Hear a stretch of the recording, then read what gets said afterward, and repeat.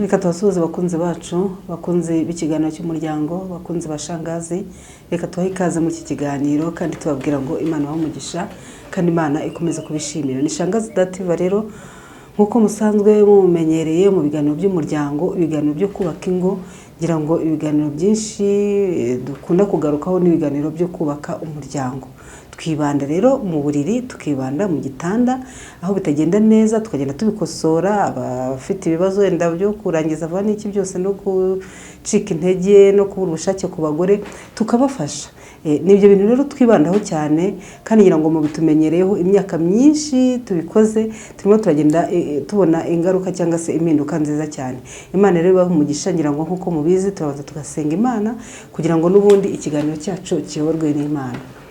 Mana turagushimiye kandi turaguhimbaje, tugushimiye urukundo rwawe n'imbabazi zawe, tugushimiye ko uri kumwe natwe muri iki kiganiro. Tugushimiye abagabo n'abagore barinze, umuryango nyarwanda warinze, turaguhimbaje nuhabwe icyubahiro. Tuje mu kiganiro turasabye ngo bane natwe utugire neza, tuje kubaka ingo, tuje kuganira ku bitagenda neza, nawe turasabye kugira ngo udushyigikire, ubane natwe, ibitameze neza ubigenze neza, kuko uri Imana ishoboye byose, mu izina rya Yesu, amen.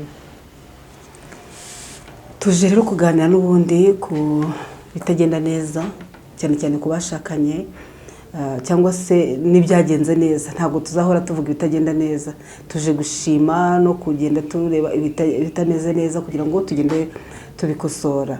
Hanyuma ngira ngo nkuko mubizi dukunda kwibanda cyane ku bagore bafite ibibazo byo kubura ubushake, byo kubura amavangingo, tukibanda ku bagabo bafite ibibazo byo kurangiza vuba no gucika intege. Nibyo bintu tubamo nta bindi, kandi ntekereza ko igihe tubimazemo turimo turagenda tubona impinduka nziza, turagenda tubona Imana irimo kugenda ikora ibitangaza bwose. Kandi murabizi ko nta bikabyo tujya dukunda kugira, ahubwo tuvuga ibintu byabaye.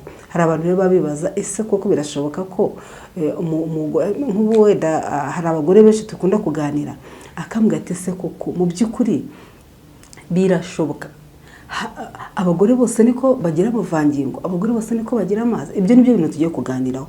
Ngira ngo abantu benshi tumaze iminsi tuganira cyangwa se tumaze imyaka n'imyaka tuganira, nkunda kumva abagore benshi bakunda kugaruka ku kibazo cyo kutagira amavangingo. Ugasanga barimo barambaza, ese umugore wese arayagira? Nyine hari abantu bazi ko ari uko bimeze, hari abantu bazi ko ari uko ateye, ari uko yamye ameze, akumva nyine ibyo birareba abandi, we ntibimureba. Kubera iki? Kubera ko amaze wenda imyaka 15, amaze imyaka 20, amaze imyaka myinshi mu rugo, atazi ngo ikintu cyitwa amavangingo n'iki, atazi ibyishimo by'abashakanye, atazi ibyishimo by'imibonano mpuzabitsina, atazi kwishimana n'umugabo we. Icyo gihe rero aba yaramaze kwiyakira, akumva yuko bitagishoboka, akumva yuko nyine ari uko nguko ateye. Hari abantu benshi bakunda kumva ati nuko nteye, ubwo nuko yakumva abandi babivuga wenda ari mu kiganiro cy'abagore cyangwa se nyine bicaye bari hamwe babiganira, abandi babiganira ati byiza by'amavangingo, byiza byo kwishima, byiza by'imibonano. Ugasanga we agize ipfunwe akavuga ati singe n'ukubera iki bitambaho, n'ukubera iki ngewe ntumva ibyishimo by'abashakanye, n'ukubera iki ngewe ntagira amavangingo. Ugasanga rero benshi barampamagara ati se kuko bibaho? Ati nk'uko maze imyaka 20 birashoboka? Rero ndagira ngo mbabwire ngo bagore, wowe mugore wiyiziho ko utagira ayo mavangingo, utagira ubwo bushake, utanezeza umugabo wawe, nibyo nene mu kubabwira ko ugomba kuganira n'abandi, ukamenya uko abandi bameze, ukamenya uko abandi bateye, ukamenya uko abandi mu gikorwa bigenda. Ganira, wikwiheza ngo wumve ko nubyumva uvuga uti ngewe uko nteye ntandukanye n'abandi. Nibyo nene mu kuba ko hari abampamagara akambwira ati ese birashoboka? Hari abagore bose niko bagira amavangingo, abagore bose niko bagira ubushake, abagore bose niko bateye. Ubundi nkunda kubabwira ko abagore bose baremwe kimwe. Nta mugore utagira amavangingo, nta mugore utagira ubushake. Iyo ahubwo bitabayeho biterwa n'iki? Uko nkunda kuvuga ko iyo ukubona nta mugore wabona utagira amabere, ni nako n'ubushake cyangwa se amavangingo byanze bikunze ari ngombwa kuba umugore ayafite. Ahubwo tukaza kugaruka tukareba ese ni igiki gituma umugore atagira amavangingo, kandi mu by'ukuri arayaremanywe, arayafite, ateye neza nk'abandi, Imana yamuremye nk'abandi, ariko noneho biraterwa n'iki? Kuba udafite amavangingo cyangwa se udateye nk'abandi, wisanga utameze nk'abandi, wisanga uri mu gikorwa ukisanga ibyo abandi bavuga cyangwa babona wowe utabifite. hanyuma ikintu kibitera kuba wenda wowe mugore utagira amavangingo cyangwa se utagira ubushake, hari igihe uba waragize ama infection ukayarwara igihe kinini. Hariho abantu batanazi ko buriya abana b'abakobwa iyo mama wawe yakubyaye ayarwaye akakubyara afite ama infection, iyo bivutse wowe mukobwa, abakobwa barayavukana, iyo uvutse urayivukana, ubwo nuko ngo iyo yivukanye urayikurana ukagera mu bukumi wifite ukarizarinda ushaka unayifite. Hari abayivukana, hari n'abayandura baramaze kuba bakuru. Hanyuma rero iyo urwaye ayo ma infection ni ikintu kibi cyane, abantu benshi batajya bamenya, ni ikintu kibi cyane cyangiza umugore ku rwego rwo hejuru. Burya abagabo barayandura ariko bo ntabwo bibangiza cyane nk'abagore, kwangiza ku buryo wibaza.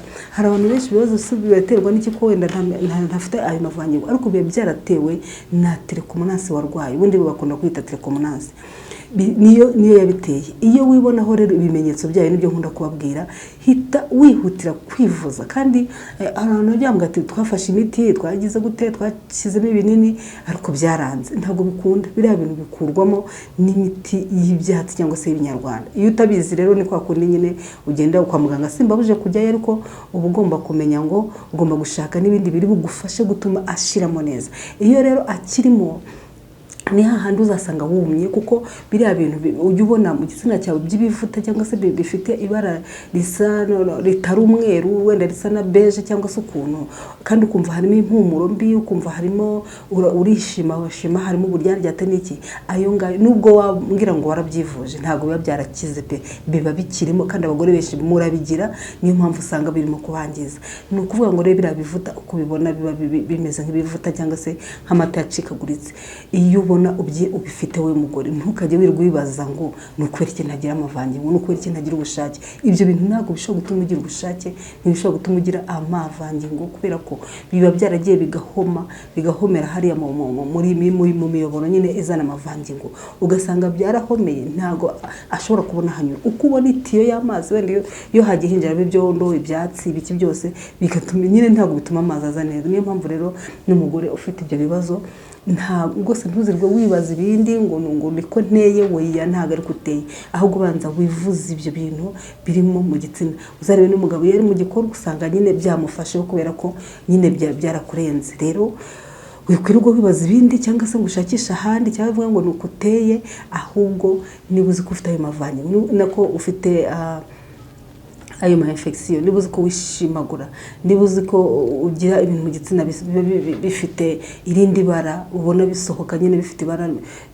ritari umweru, kandi ugasanga birafatiriye bimeze nk'amavuta, niba uzi ko uba humva iki gihe cyose ufite uburyaryate, igihe cyose ukumva ufite uburyaryate, cyangwa se uraribwa umugongo, uraribwa ikiziba cy'inda, menya ngo harimo ama infection, kandi ntashobora na rimwe gutuma ugira amazi uzayashaka, ntuzigera uyabona, uzakora ibishoboka byose bizakunda, kuko ibyo niyo byamaze kukuziba, biba byararangiye. Rero mwebwe mwibazaga mukunda kumpamagara cyane mumbaza ngo ese ngo abagore bose niko bagira amazi, bose baba bayarimanywe, ahubwo igituma ataza nicyo ngicyo, ahanini nicyo kibitera. Wenda hari n'ibindi, iyo wenda udafite ayo infection, kuko umuntu ashobora kumva ikiganiro akavuga ati singiye ko ntayo ndwaye, ubwo nkaba ntayo ngira, birashoboka ko hari n'ibindi wenda tuzabiganiraho bishobora gutuma ayo mavangingo ataza. Birahari nabyo, ariko cyane umubare munini usanga bituruka kuri ayo ma infection. Rero nimuyivuze. Iyo ngeze aho ngaho rero mbabwira ngo hari ushaka kumbwira uti nafashe imiti, none se ko nagiye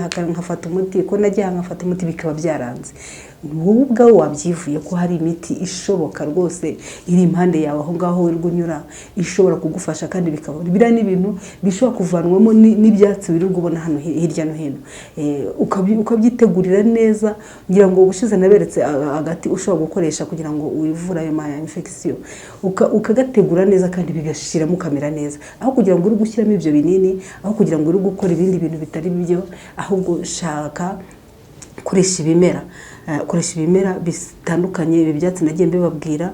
Hanyuma iyo utabashije kubibona wenda muri Kigali biba bigoye, cyangwa se n'ahandi ushobora biba bitakiboneka, uraza tukagufasha, tuko dufite uburyo babituzanira, hanyuma tuba tubifite twebwe, uraza tukagufasha ayo ma infection agashiramo. Hanyuma ashobora ko no kuba yarashizemo, wenda kubera ko hari ukundi kuntu byagenze wenda yarakwangije cyane ku rwego rukomeye ugasanga n'ubundi ayo ma infection cyangwa se ayo mavangingo ntaje. Turahari rero kugira ngo tubafashe, ubaye utabishoboye nyine gutegura iyo miti nk'uko nagiye nyibereka, turahari kugira ngo tugufashe, tuguhe imiti igufasha gukira neza, cyangwa ushobora kuba waranafashe n'imiti hirya no hino nk'uko mujya mubimbwira. Turahari kugira ngo tuguhe imiti igufasha gukira neza ayo ma infection agashiramo burundu. Turahari kugira ngo tuguhe umuti ukufungura neza, ukagira ubushake, ukagira ububere, ukagira amazi, ukamera neza nk'umugore nk'abandi. Rero ni cyo nanje kubabwira ngo bagore rwose ntimukajye mugira uburangare, ndakubwira ngo ntimukirangareho, kubera ko ibi ni ibintu bishobora gusenyera mu gihe utabizi. Ni ibintu bishobora gusenyera. Umugabo akavuga ati si umugore umeze gutya, umugore uhora yumye, umugore utagira ubushake, umugore ntabona ko nanjye nyishimiye, akagera ubwo avuga ati reka ntabwo nzahora muri ibi, ugasanga agucima hejuru yuko wowe ubwawe utashobora kwikontora cyangwa se ngo wimenye cyangwa wikurikirane. Murakoze rero, Imana ibamugisha kandi Imana ikomeze kubishimira. Ni iki kiganiro tubahaye kugira ngo bagore muzi ko mufite ibyo bibazo muze tubafashe. Murazi ko dukorera mu mujyi hano hafi n'ahoza gereza, mu mujyi rwose wa Kigali hafi n'ahoza gereza 19. Iyo uhageze uyigira imbere gato ukajya kuri station SP, hanyuma tukakuyobora neza ukatugeraho. Ku bantu rero bari mu ntara tuboherereza imiti ikabageraho neza cyane, kandi ku bantu bari mu bihugu bigiye bitandukanye nabo turayiboherereza. Ushobora kuvuga uti wenda ndi mu gihugu iki n'iki, umuti ukugeraho neza cyane. Ushobora kuvuga uti ndi mu ntara, ese nabyo benshi mujya mumpamagara, twabigenza gute? Turawukohereza. Nta muntu n'umwe imyaka yose tumaze twohereza umuti we ngo ntumugere, tuwukugezaho neza cyane kandi rwose mu buryo bwiza. Nta mpamvu rero yo kumva ko ibintu byadogereye, nta mpamvu yo kumva ko ari uko nguko waremwe. Oya, ntabwo ari uko waremwe, ahubwo ibi byarimwe tubona bibasha kudukiza uburwayi ubwo ari bwo bwose. Hanyuma kandi dufasha n'abagabo, ngira ngo murabizi, bafite ibibazo byo kurangiza vuba, bari rwose ubona ko byanze burundu, ijambo ryabuze mu rugo. Turabafasha, ngira ngo murabizi. Hanyuma tugafasha abagore n'abakobwa mutigeze mugera mu rubohero. Ibyo dukunda kubigarukaho, murabizi, kandi rwose ni intego yacu twafashe yo kugira ngo dufashe abagore, abagabo badakomeza kubaca inyuma kubera ko mutigeze mugera mu rubohero. Murakoze, Imana ibamugisha.